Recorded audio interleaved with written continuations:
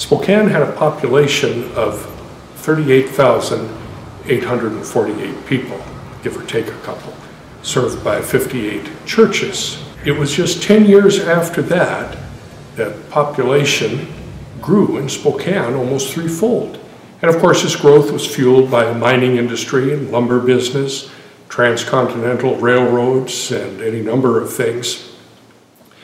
And it is in that period of growth that we find the foundations of St. Francis Xavier Parish. In 1938, Bishop White appointed Father Joseph Pino to be pastor of St. Francis Xavier Parish.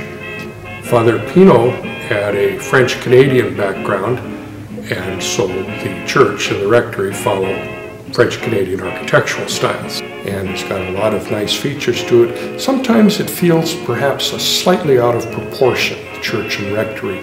The room sometimes can feel just a little bit small, and the ceiling's a little bit close, and the arches perhaps a little too big for what they're holding. And people have commented on that, but I think it takes a pastor to figure out what happened. And I suspect that what it was in 1948, when they raised money for the church, they designed a church that required just a little more money than what they had. And so they shrank it. And sometimes if you think of the church as simply being 85% scale, you could then get an idea of what the architect originally had in mind. The church has a lot of really nice features in it. One of the features that I particularly like are the carvings. The Stations of the Cross, for instance, are carved out of oak. The symbol of the keys over each of the confessionals is hand-carved. The sanctuary contains a baldacchino, which is not terribly common in a lot of churches these days. It's kind of a roof over where the tabernacle and the altar used to be.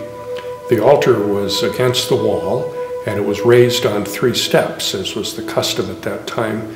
So a priest standing at the altar for the celebration of the sacrifice of the Mass would find his head more or less equal or in height to the wainscoting that stands behind the altar.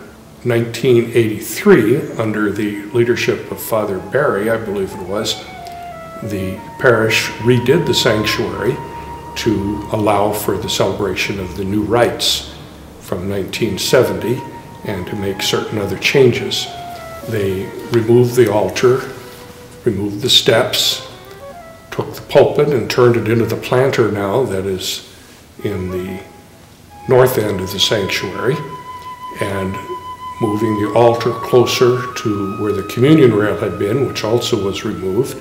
They covered the whole sanctuary in a bright red carpet. In 2006, the parish removed that carpet and in so doing exposed portions of the floor now that need to be refinished.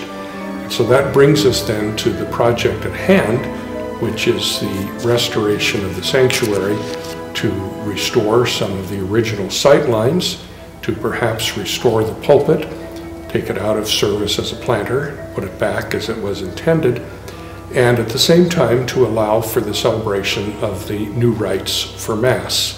The red carpet is gone, the sanctuary floor will be redone, and the parish then will be able to move a little closer to the original architectural vision for the building.